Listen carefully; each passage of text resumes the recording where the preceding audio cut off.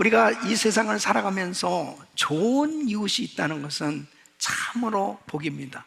좋은 이웃을 얻었다는 것은 참으로 행복한 삶이 되는 것입니다. 왜 그래요? 사람은 혼자 살아갈 수 없기 때문에 그렇습니다. 하나님께서 인간을 창조하시고 서로 연합해서 더불어 살아가도록 그렇게 명령을 하셨습니다. 그래서 창세기 2장 24절에 보면 이러므로 남자가 부모를 떠나 그 연애와 연합하여 그 아내와 연합하여 둘이 한 몸을 이룰지로다 그랬습니다. 하나님께서 아담을 위해서 좋은 이웃으로 돕는 배필로 하와를 지어주셨습니다. 그리고 에덴 동산에서 더불어 행복하게 살아갈 수 있도록 그렇게 축복을 해주셨습니다. 그래서 우리가 살아가면서 정말 연합해서 더불어 살아가기 위해서는 좋은 이웃이 필요한 것입니다. 하나님께서 이렇게 형제가 좋은 이웃이 서로 함께 연합할 때 그것을 그렇게 기뻐하시는 것입니다. 그래서 시편 133편 1절 보면 형제가 연합하여 동거함이 어찌 그리 선하고 아름다운고.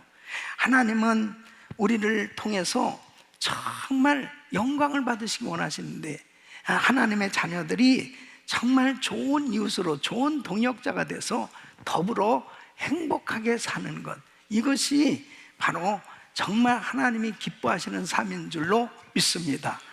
그래서 오늘 이 본문 말씀을 보면 좋은 이웃이 있는 사람, 좋은 동역자를 얻은 사람은 참으로 행복하다, 이 축복된 삶이 됨을 말씀을 하고 있습니다.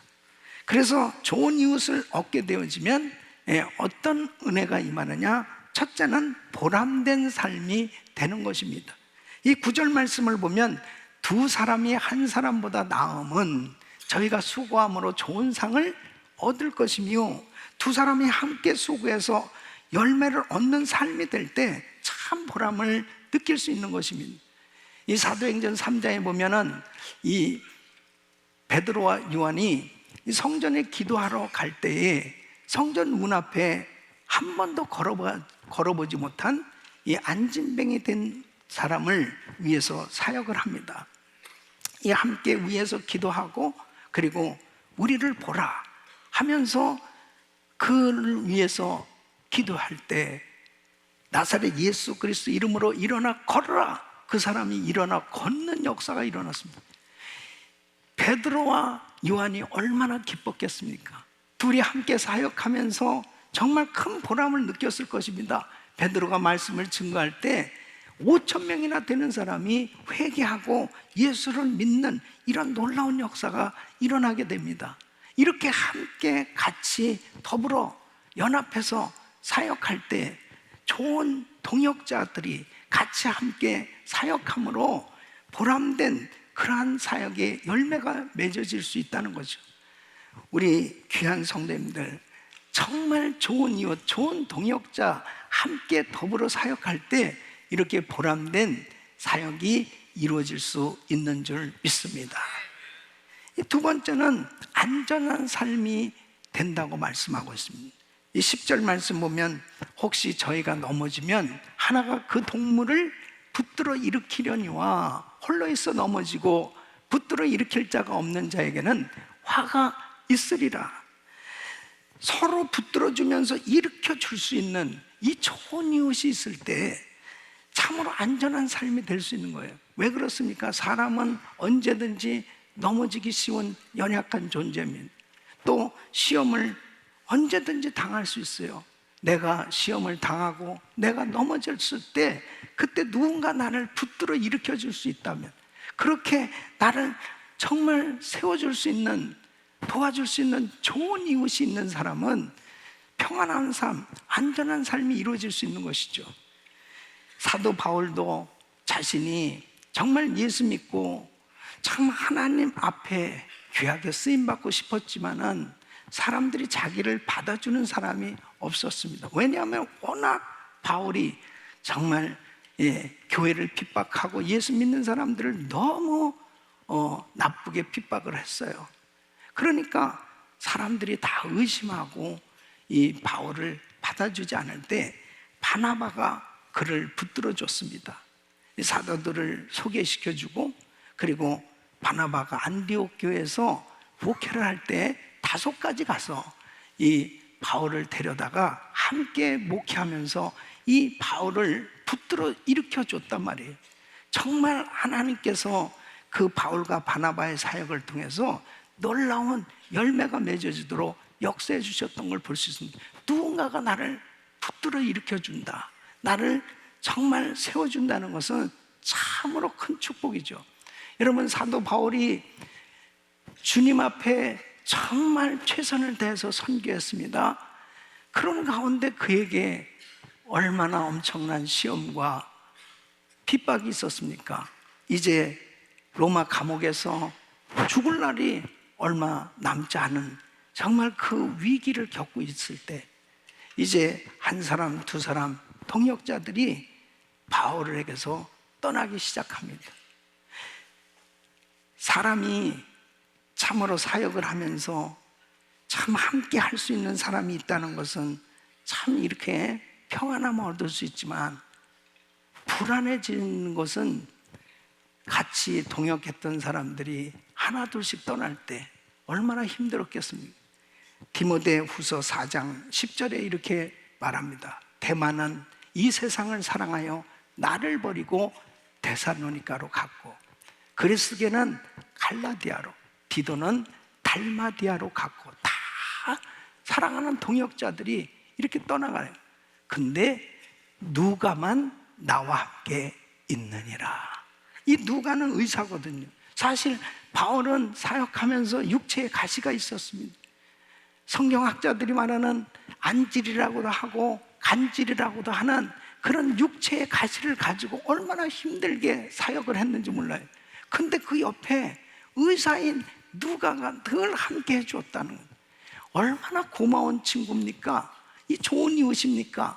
이렇게 사도 바울이 사역을 하면서 정말 외롭고 힘든 그런 사역의 여정 가운데서도 함께 해주었던, 바울을 붙들고 늘 함께 동행했던 이런 좋은 이웃, 좋은 동역자가 있었기에 끝까지 사역을 감당할 수 있었던 것입니다. 사랑하는 성도 여러분, 여러분 모두에게 이처럼 함께 할 수 있는 좋은 이웃이 있기를 예수 이름으로 축원합니다. 세 번째는 기쁨이 있는 삶이 되는 겁니다.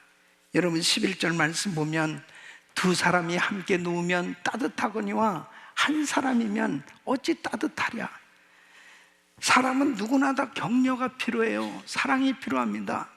이 두 사람이 함께 누우면 결국 사람이 살아가면서 함께 할 수 있는 사람, 이 좋은 이웃, 좋은 동역자가 있을 때 행복을 누릴 수가 있는 거죠.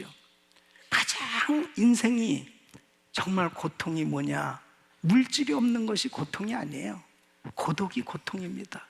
그래서 아담을 위해서 아담의 독처하는 것이 좋지 못하니, 이 홀로 있는 것, 그 고통은 인생의 가장 힘든 시간입니다.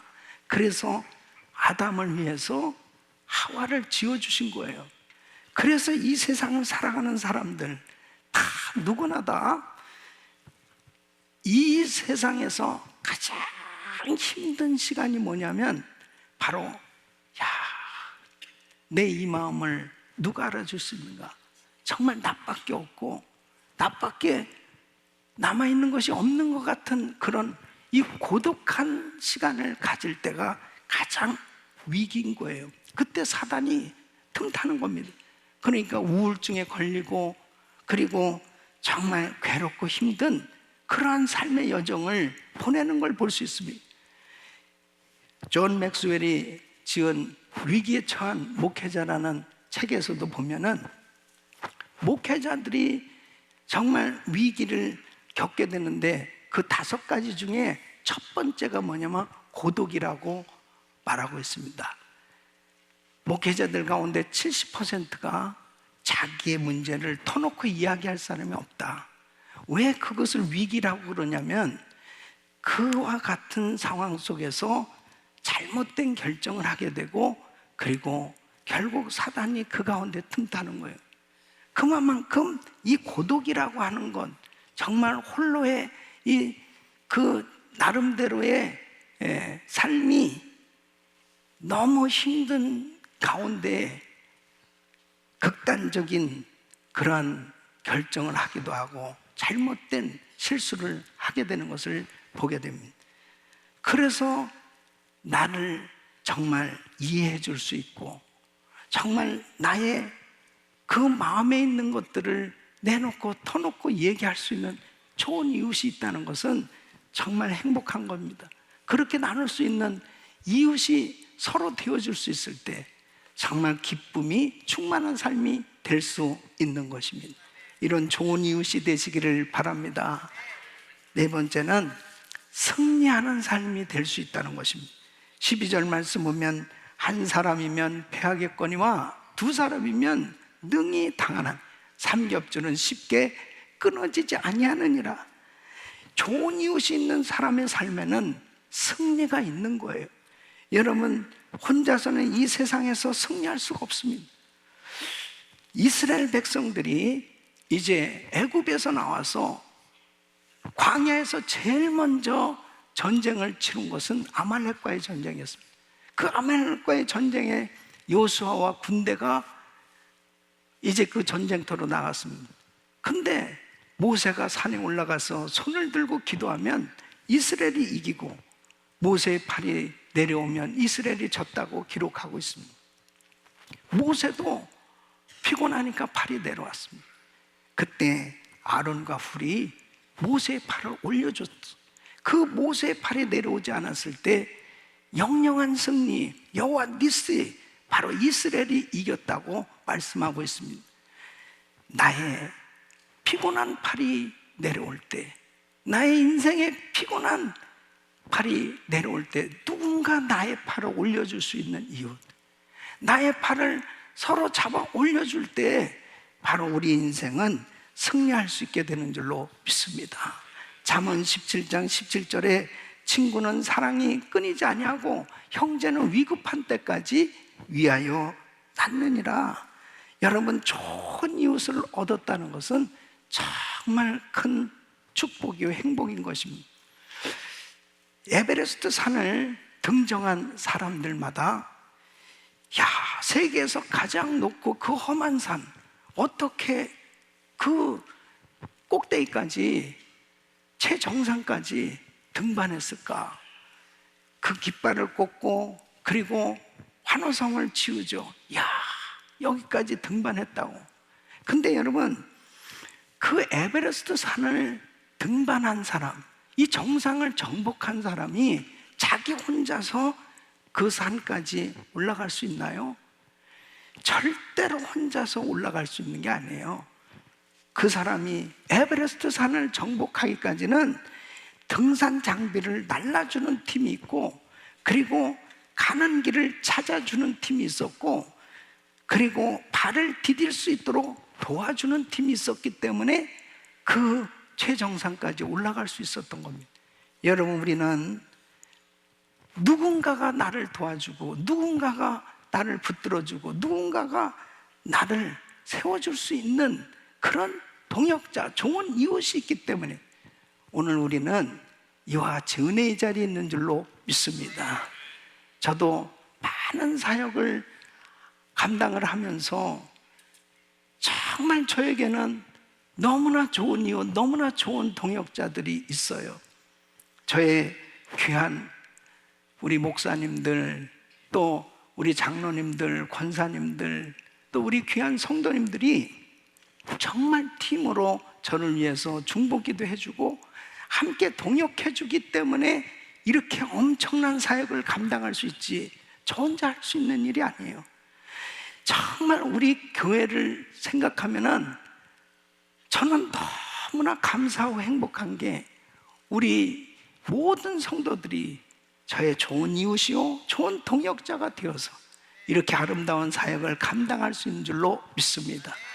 우리 하나님께 영광의 박수를 올려드립니다. 할렐루야. 여러분, 어떤 공동체든지 간에 가장 무서운 벌이 뭔지 알아요? 왕따시키는 겁니다. 예, 학교에서도 아무리 공부를 잘해도 친구들이 왕따시키면은 참 괴로운 겁니다. 어떤 공동체에서든지 이 왕따는 너무너무 힘든 그러한 무서운 형벌처럼 그렇게 괴로움을 겪을 수밖에 없습니다. 그러나 좋은 이웃, 좋은 친구가 많으면 정말 행복할 수 있는 거예요. 사랑하는 성도 여러분, 우리가 정말 하나님을 섬기면서 여러분 모두가 좋은 이웃들이 되셔서 정말 하나님이 기뻐하시는 그런 보람 있는 삶, 승리하는 삶, 행복한 삶의 여정이 되시기를 예수 이름으로 축원합니다. 우리의 남은 생에 정말 하나님이 기뻐하시는 삶은 이렇게 좋은 이웃을 얻고 행복한 삶이 되는 것, 이것이 주님의 뜻이에요. 저는 오늘 이 말씀을 통해서 어떻게 하면 좋은 이웃을 만들 수 있을까? 어떻게 하면 좋은 이웃이 내가 되어줄 수 있을까? 하는 부분에 대한 말씀을 증거하려고 합니다.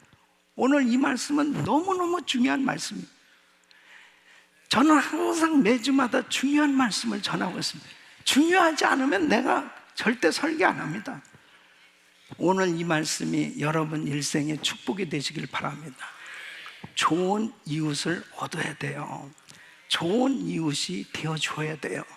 그래야 여러분의 인생은 정말 안정된 삶, 승리하는 삶, 행복하고 보람된 삶 될 줄로 믿습니다. 자, 그러면 어떻게 하면 좋은 이웃이 될 수 있는가? 그 첫째는 같은 비전, 같은 목적을 가져야 되는 것입니다.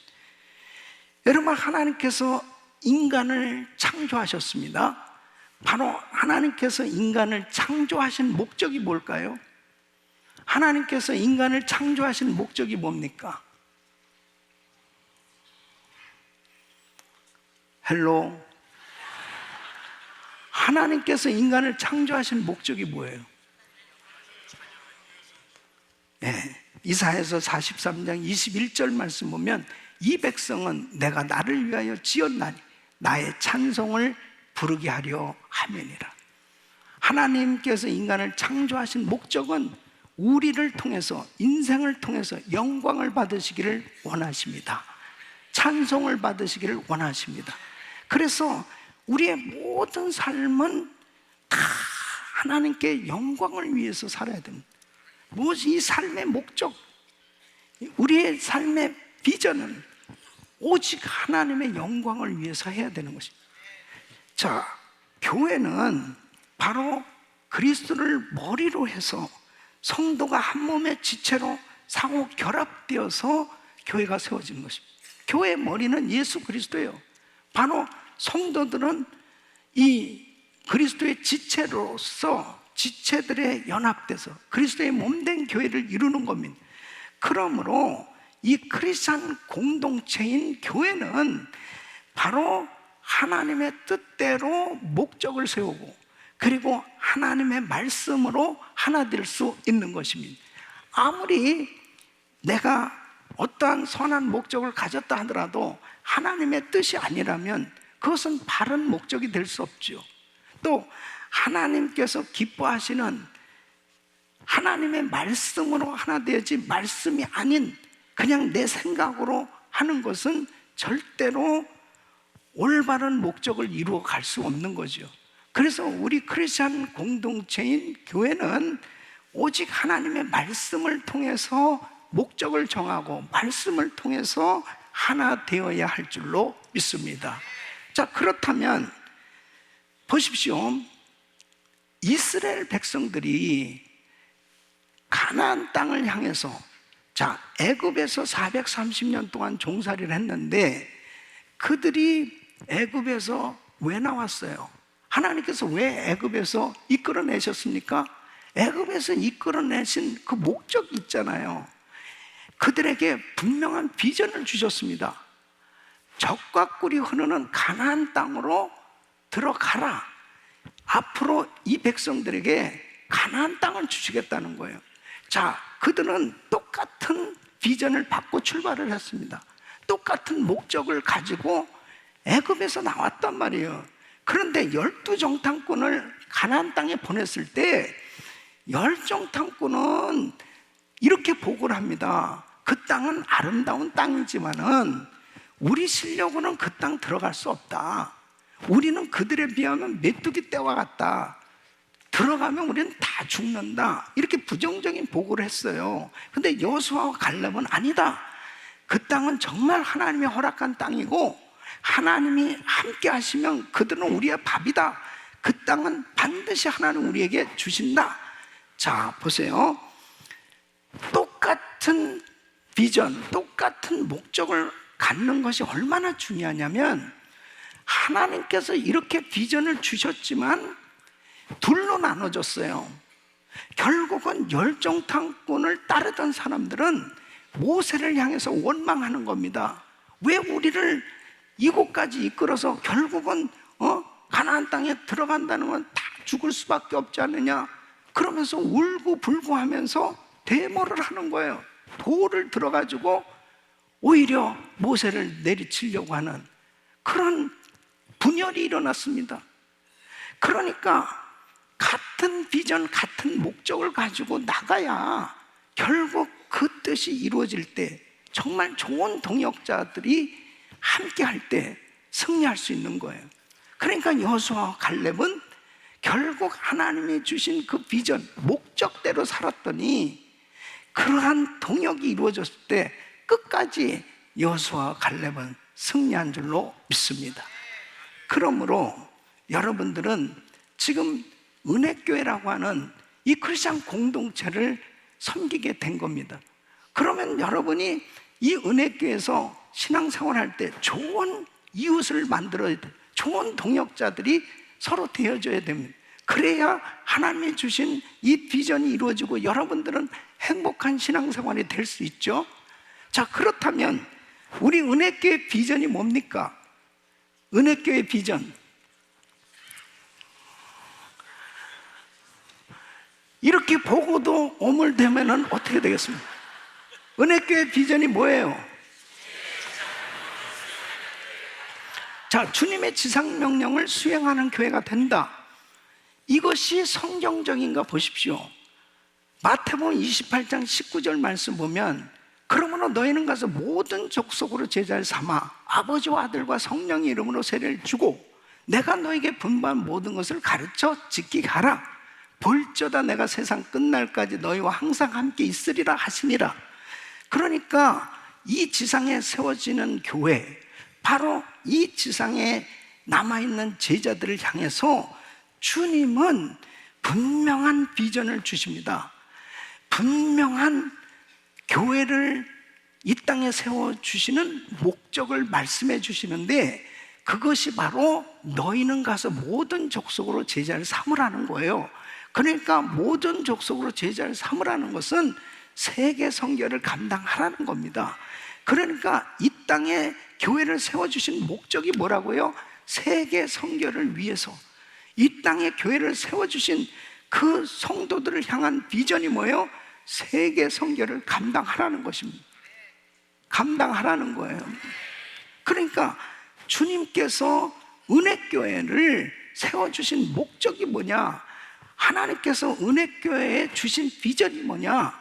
우리는 주님의 지상명령, 바로 주님께서 이 땅에 명령으로 세계 선교 감당하라, 너희는 가서 모든 족속으로 제자를 삼아라, 이 말씀을 순종하겠다는 거예요. 지상명령을 준행하는, 순종하는 교회가 되는 것, 이것이 우리 교회의 비전입니다. 아멘. 그러니까 성경대로 우리는 교회 비전을 가지고 있는 거예요. 자, 목회 방향은 뭐입니까? 은혜교회는 어떤 방향으로 가고 있는가? 도대체 은혜교회는 어떤 교회냐? 은혜교회는 어떤 방향으로 목회를 하고 있냐? 첫째는 행복한 교회, 둘째는 상급받게 하는 교회, 셋째는 세계 선교를 마무리 짓는 교회입니다. 자, 보세요. 사람들은 누구나 다 죄짐, 병든 짐, 생활의 짐, 이 수고하고 무거운 짐을 지고 살고 있어요. 이 무거운 짐이 해결되기 전에는 행복할 수 없습니다. 만족할 수 없어요. 근데 우리 예수님이 마태복음 11장 28절에 수고하고 무거운 짐자나 다 내게로 오라, 내가 너희를 쉬게 하리라. 바로 우리의 모든 짐을 져주시겠다는 거예요. 해결해 주시겠다는 거예요.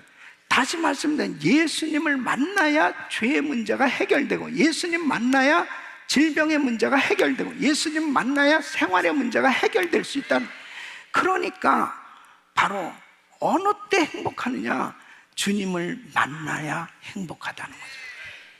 그러니까 우리 교회는 주님을 만나게 해주는 교회예요.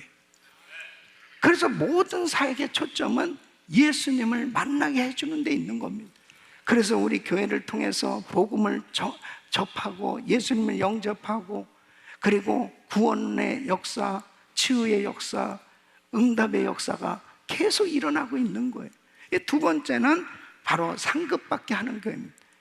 여러분, 사람은 누구나 다 보람된 인생이 되기를 원합니다. 내가 하는 모든 일들이 잘 되어지길 원하는 건 뭐냐면 보람된 삶이 되길 원하는 것입니다. 근데 진짜 보람이 뭘까요? 내가 이 땅에서 수고한 모든 것이 하늘나라에서 나에게 상급이 되어야 진짜 보람이에요. 여러분, 요한계시록 22장 12절에는 보라, 내가 속히 오리니 내가 줄 상이 내게 있어 각 사람에게 그의 일한 대로 갚아 주리라. 그러니까 분명히 주님이 내가 줄 상이 나에게 있다는 겁니다. 내가 상을 주겠다는 거예요. 어떤 사람에게? 주님의 일을 한 사람들에게 상을 주시겠다는 거예요. 그러니까 여러분, 교회에서 신앙생활하는 동안 여러분이 봉사하고 섬기는 모든 일이 하늘나라의 상급이 되어야 보람된 신앙이 되는 거죠.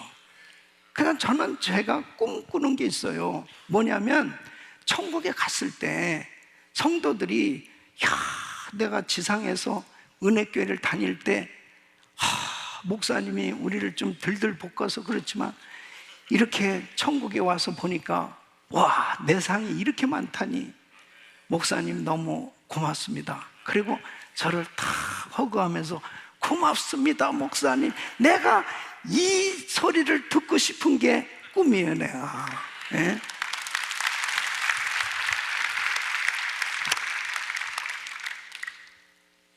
그래서 들들 볶는 겁니다. 도대체 이 교회는 왜 이렇게 집회도 많고 왜 이렇게 설교를 많이 하고 그래야 되는 거야? 그것은 여러분들에게 상급받게 하기 위함이에요. 자, 세 번째는 세계 선교를 마무리 짓는 교회입니다. 자, 마태복음 24장 14절 보면 이 천국복음이 모든 민족에 증거되기 위해 온 세상에 전파되리니 그제야 끝이 오리라 그랬습니다. 여러분, 세계 선교가 마무리되면 우리 예수님 오신다고 분명히 말씀하고 있습니다. 그러면 말세의 징조가 지금 많이 나타나고 있는데 이 말세의 징조 가운데 여러 가지 지진, 기근, 전쟁, 사랑이 식어지고 거짓 선지자, 많은 이런 소문이 있어도, 이런 일이 있어도 끝이 아니라고 했습니다. 근데 세계 선교가 마무리되면 그제야 세상은 끝난다는 거예요. 세상 끝이 어느 때냐? 세계 선교가 마무리될 때, 그때 우리 예수님이 재림하시는데, 그렇다면 지금이 어느 때냐? 정말 미전도 종족들에게 복음이 전해지면 예수 소리 한 번도 들어보지 못하고 죽어가는 종족들, 복음이 들어가기 힘든 곳, 이런 곳에 복음이 들어가면 구원받기로 작정된 자들이 주님 앞에 돌아오고 이방인의 수가 채워지면 이제 모든 종족에게 복음이 전해지는 것인데, 요즘 보십시오. 하나님께서 하나님 방법으로 지금 일하고 계신데 전쟁으로 난민이 생겨져, 지진으로 난민이 생겨져, 뭐 여러 가지 일들로 인해 가지고 지금 곳곳에 난민들이 많아지기 시작합니다. 이번에 터키 땅에 가서도 보니까 정말 많은 이 민족들이 계속 모여오는 거예요. 예? 이란에서, 아프가니스탄에서, 또 러시아에서, 곳곳에서 난민들이 몰려오고 있습니다. 그런데 우리가 그곳에 갈 수 없는데, 자유의 나라로 난민들이 온 곳은, 이 미국도 역시 난민들이 오고 있죠. 그런 사람들을 만나서 복음을 자유롭게 전할 수 있게 된 거예요. 이번에도 우리 그리스 팀들이 또 내일 출발하는데, 이 난민들에게 이 쉽게 복음을 전한, 사실은 무슬림 지역에 우리가 들어가기 어려워요. 그런데 그들이 자유의 나라로 넘어와서 살아가는 그 캠프에는 지금 너무 힘들고 어려운 가운데 있습니다. 그들에게 복음이 전해질 수 있는 것, 이것은 하나님께서 우리를 사용하시는 거예요. 여러분, 세계 선교 마무리의 비전을 이룰 수 있기를 바랍니다. 그러니까 은혜교회가 도대체 어떤 교회냐? 은혜교회는 행복한 교회, 주님을 만나게 해주는 교회, 상급받게 해주는 교회, 세계 선교를 마무리 짓는 교회. 그러니까 얼떨결에 은혜교회에 왔어도 그냥 가만히만 있으면 행복한 교회, 상급받게 하는 교회, 세계 선교 마무리 짓는 이 사역에 쓰임받게 되는 거예요. 예? 자, 그런데 교회 와서 자꾸 내 마음에 이런 생각이 드는 거예요. 선교는 왜 하냐? 도대체 이 교회는 왜 이렇게 계속 집회도 그냥 시도 때도 없이 하고 이렇게 그렇게 비전과 목적을, 마음을 같이 하지 않으면 어떻게 돼요? 불편하죠? 그런 분들은 개척하면 됩니다. 개척하면 속이 편해. 그러나 은혜교회를 같이 정말 신앙생활 하려면 같은 비전, 같은 목적으로 하나 되시기를 축원합니다. 그럴 때 우리는 정말 행복할 수 있어요. 좋은 동역자 될 수 있어요. 좋은 이웃이 될 수 있어요. 그래야 하나님께서 주신 이 비전을 감당할 수 있을 줄로 믿습니다. 두 번째는 바로 짐을 서로 나누어야 하는 것입니다. 10절 말씀을 보면은, 혹시 저희가 넘어지면 하나가 그 동물을 붙들어 일으키려니와 홀로 있어 넘어지고 붙들어 일으킬 자가 없는 자에게는 화가 있으리라 그랬습니다. 자, 홀로 넘어질 수밖에 없을 때, 그때 누군가가 붙들어주는 그 이웃, 그 짐을 나누고 정말 붙들어주는 그 이웃이 되어졌을 때 정말 살릴 수 있는 거 아니에요? 예? 그러니까 내가 질병에 걸려 넘어졌을 때, 내가 삶의 형편이 너무 힘들고 어려서 무너졌을 때, 나의 삶 가운데 고통스러운 무거운 짐으로 힘든 그런 삶의 여정을 지날 때, 누군가가 내 무거운 짐을 나눠주, 나의 짐을 대신 져줄 수 있는 그런 좋은 이웃이 있다고 한번 생각해 보세요. 예? 이 짐은 서로 나눌 때 좋은 이웃이 되는 거예요. 야, 내 짐을 이렇게 져주다니. 그럴 때 그 사람에겐 좋은 이웃이 되겠죠. 여러분, 예수님께서 십자가를 지시기 위해서, 이제 십자가에 못 박히시기 위해서 주님은 심하게 매질을 당하시고 가시관까지 쓰시고 자신이 그 지실 그 십자가를 친히, 그 무거운 십자가를 지시고 골고다 언덕을 오르시는 겁니다. 그 언덕을 오르실 때 몇 번씩 쓰러지십니다. 몇 번씩 쓰러지셨습니다. 이제 진전이 안 되니까 로마 병정이 그 구경하던 사람들 가운데 한 사람을 지목합니다. 그 사람이 바로 구레네 시몬이었습니다. 구레네 시몬은 어떤 면에서 보면 이렇게 생각할 수도 있어요. 야, 진짜 재수 없이 왜 내가 걸렸냐? 그러면서 할 수 없이 그냥 억지로 예수님의 그 십자가를 졌을 거예요. 그런데 여러분 보세요.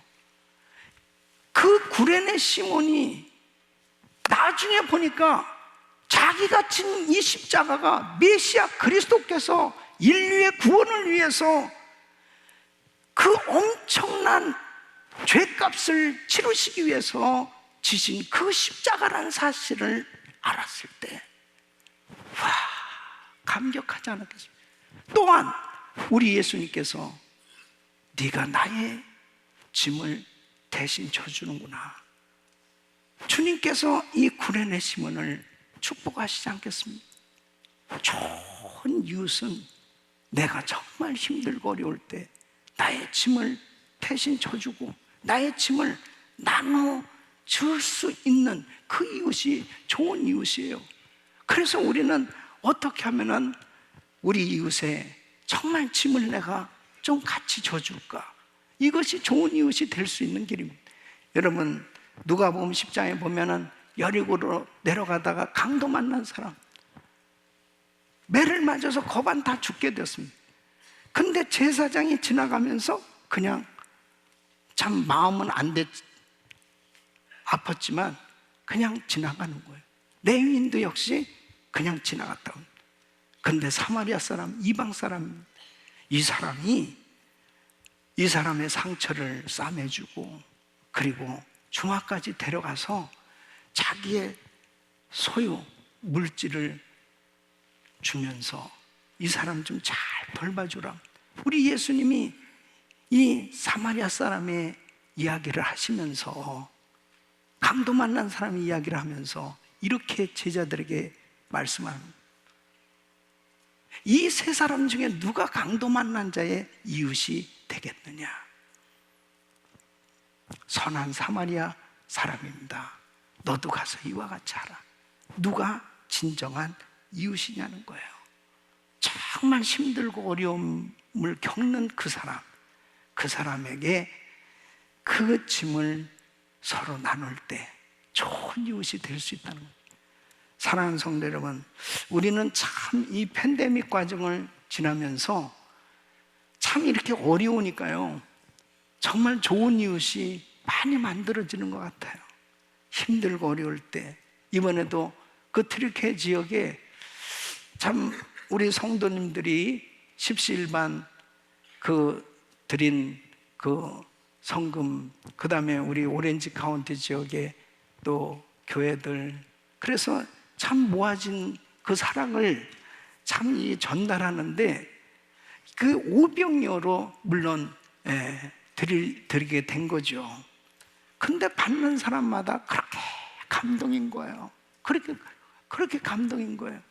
야, 이 오렌지 카운티에서부터 그 지진난 그 현장까지 하나님의 사랑이 전달될 때 좋은 이웃이 될 수 있는 거예요. 마음문이 열려지게 되는 것입니다.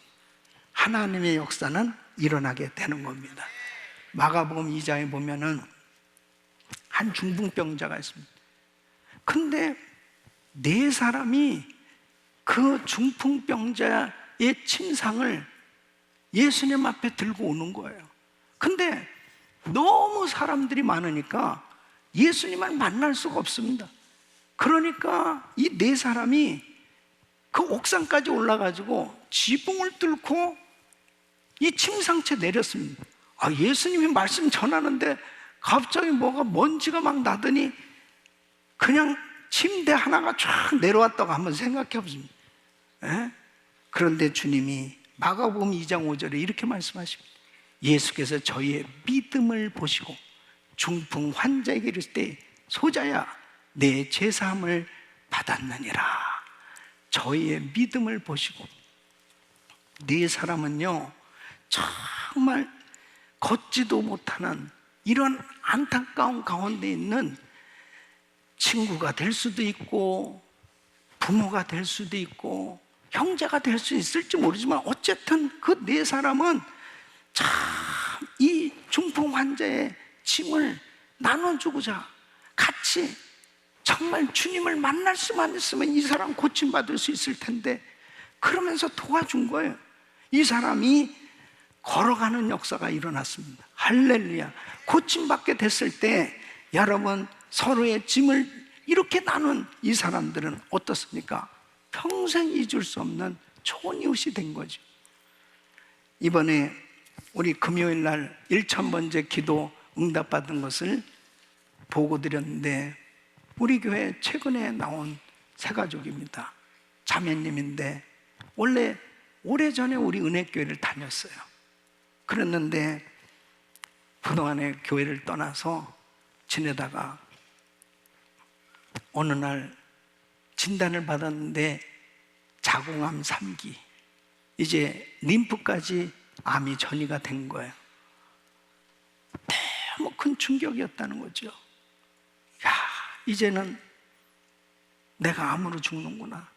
그런 고통 가운데서 있다가 갑자기 은혜교회가 떠올랐다는 거죠. 교회 한번 가자. 옛날에도 다녔었습니다. 그래서 은혜교회를 찾아왔. 조용히 새벽 기도를 다니고 금요 집회를 다니고, 그러다가 아는 언니를 만나가지고 가정교회를 소개받았습니다. 그 가정교회 갔는데, 우리 교회에서 이제 그레이스 인카운터를 하는데 연합으로 하니까 인카운터에 참여합시다. 그래서 안내를 해준 거예요. 그 다음에 또 곧바로 이어서 그리스 프리덤이 있었습니다. 그 그리스 프리덤을 참석하면서 이 자매가 정말 성령 충만함을 받고요, 그 거듭나게 된 거죠. 은혜를 받고서 간증하는 것을 제가 들었는데, 이 자매가 이렇게 간증을 했어요. 저는 이제 예수님이 병 안 고쳐주셔서 괜찮아요. 나는 너무 행복합니다. 정말 주님을 만난 그 감격을 간증하는 거예요. 그런데 그 목자 된 집사님이 자기도 은혜교회 와서 암병으로 정말 투병할 때 교회에서 고침받았단 말이에요. 그러니까 나는 자매보다 더한 병이었어. 근데 나도 고침받았어. 기도 받아야 돼. 목사님한테 기도 받아야 돼. 그리고 새벽에도 안수기도를 받고 또 금요 집회 끝나고도 기도를 받고, 그런 가운데 이번에 이제 정밀 검사를 받게 되었습니다. 제가 터키 갔다 오고 난 다음에 바로 목사님 기적이 일어났습니다. 이 자매가 정밀 검사를 받게 됐습니다. 패스캔을 받았는데 그냥 암이 싹 없어진 거예요. 할렐루야, 하나님께 영광입니다. 계속 정밀 검사를 또 한 번 받았대요. 너무나 놀라운 것은 의사들도 놀라면서 정말 이렇게 깨끗하게 치유받았. 오늘 이 일부 예배 끝나고 제 방에 와서 눈물 흘리면서 정말 하나님께 영광을 돌렸습니다. 할렐루야.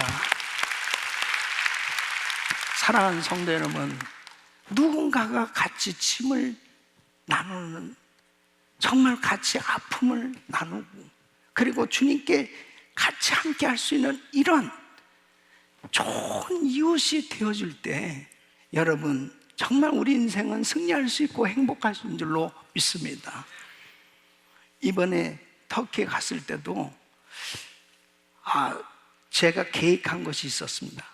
루스트라 지역을 방문할 때 그곳에 정말 안진병가 일어나 걷는 역사가 일어났던 장소, 그 장소에서 제가 신유 집회를 하겠다고 선포를 했어요. 그리고 정말 치유받는 역사가 일어날 것이다. 그랬는데 우리가 그 루스트라까지 가는데 이 버스가 고장나고, 참 이제 날은 어두워져 가는데, 어두워지면 뭐 전기불도 없고 거기 가기도 어려운데 참 갈등이 있었습니다. 그래도 결국은 그곳에 가서 우리가 짧은 시간에 신유 집회를 가졌습니다. 근데 우리 집사님 아들 21살 먹은 우리 학생인데, 얘가 키가 180이 넘고 굉장히 건장한데 3개월 동안 여기 오기 전에 먹지도 못하고, 그리고 몇 번씩 이알로 이 병원에 에머전시로 갔다 올 정도, 이 도대체 왜 이렇게 무슨 병인지도 모를 만큼 계속 못 먹는 거예요. 거기 와서도 못 먹는 거예요. 그 아들이 이번에 같이 참석했다가 치유받고 고침받게 되었습니다.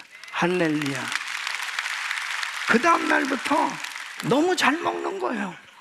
너무 신기할 정도로 하나님께서 치유의 역사를 일으켜주시는데, 오늘 이 예배에 참석한 우리 성도들 가운데서 육체의 질병을 가진 사람 하나님 고쳐주실 줄로 믿습니다.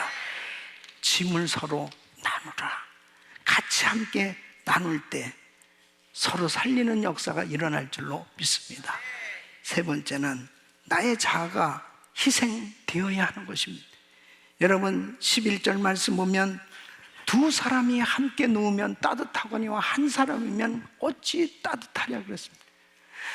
자, 두 사람이 함께 누우면 따뜻하다는 것은 마음을 같이 하니까 따뜻한 것이지, 만일 마음이 나눠진 가운데 둘이 같이 있는다고 해서 따뜻해집니까?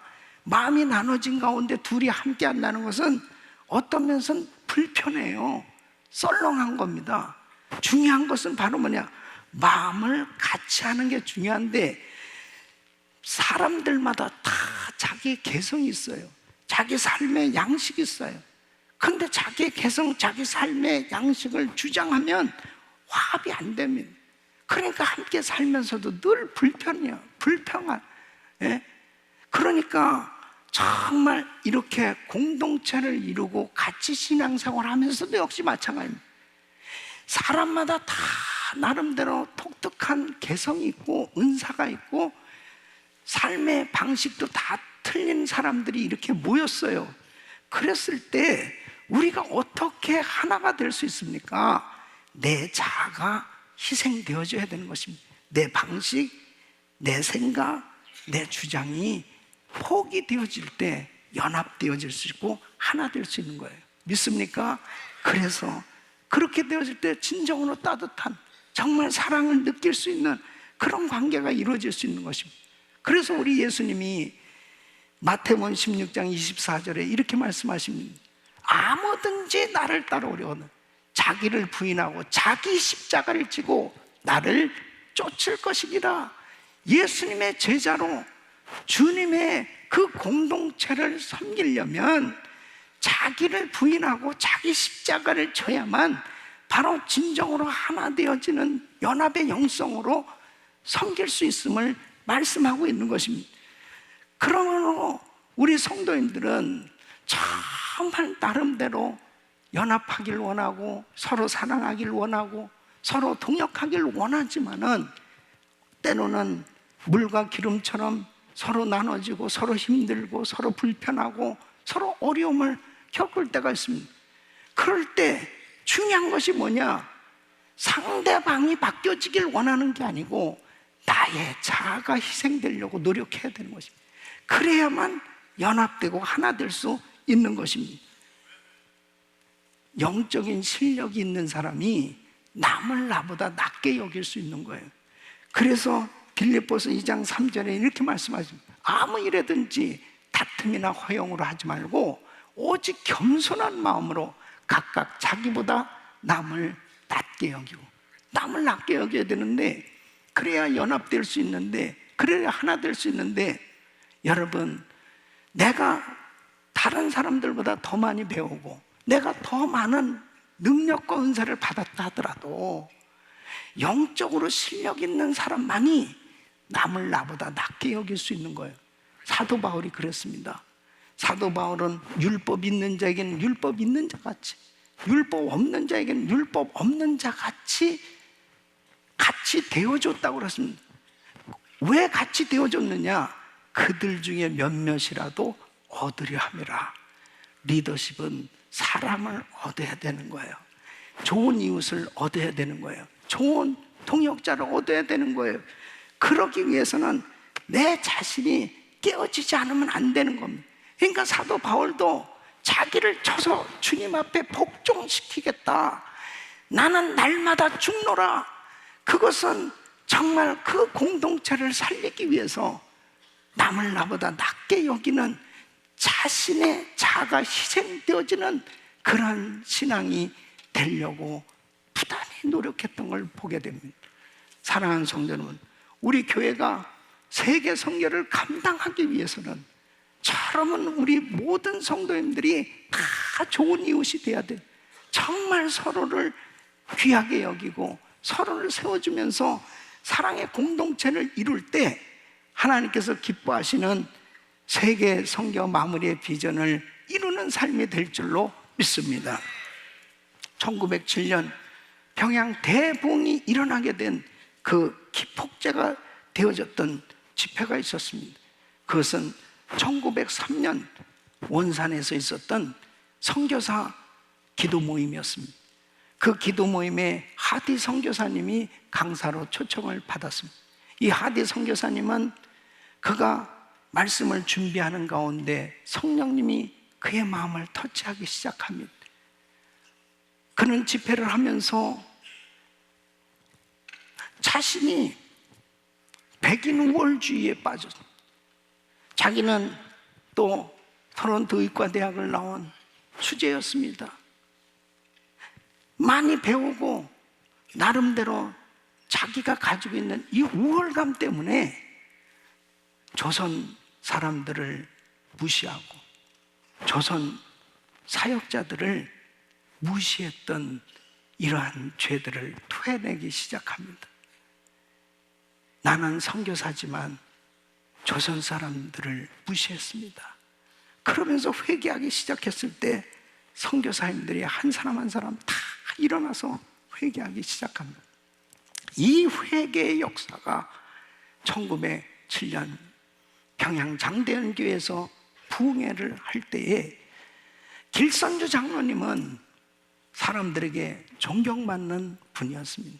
근데 이분이 일어나서 저는 사실 제 친구가 세상을 떠나면서 저에게 물질을 맡겼는데 그 중에 일부를 내가 취한 아간과 같은 사람입니다. 이것을 정말 미망인에게 죄송하게 생각하고 이것을 드리겠습니다 하면서 통곡하는 거예요. 그때 모든 사람들이 일어나서 나는 이런 죄를 졌습니다 하면서 자기의 죄를 쏟아내기 시작합니다. 그러면서 큰 붕이 일어났습니다. 사랑하는 성도 여러분, 저는 정말 주의 사역을 하면서 지금 이 시대야말로 바로 우리가 내 자아가 희생되어지려고 하지 않고 내 고집대로, 내 주장대로, 내 생각대로 그렇게 주의를 하려고 할 때 결국은 주의 영광을 가리고 덕이 되어지지 않는 그런 신앙생활이 되는 일이 얼마나 많이 있는가. 선교지에도 교회도 크리스천의 지도자들 가족에도 과연 다시 한번 우리들을 돌아보면서 하나님, 주님 앞에 나의 자아가 온전히 부서지게 하여 주시옵소서, 무너지게 하여 주시옵소서, 온전히 회개되게 하여 주시옵소서. 요한복음 12장 24절 말씀, 내가 진실로 진실로 너에게로 하늘에 미리 땅에 떨어져 죽지 아니하면 하늘 그대로 있고 죽으면 많은 열매를 맺느니라. 우리의 삶의 목적은 하나님께 영광, 우리 교회의 모든 사역의 목적은 하나님께 영광입니다. 하나님께 영광이 되어지지 아니하는 하나님의 영광을 가리는 일이 있다면 우리는 철저히 회개하고 하나님 앞에 온전히 드려짐으로 하나님의 영광을 위해서 사는 복된 삶이 되시기를 예수 이름으로 축원합니다.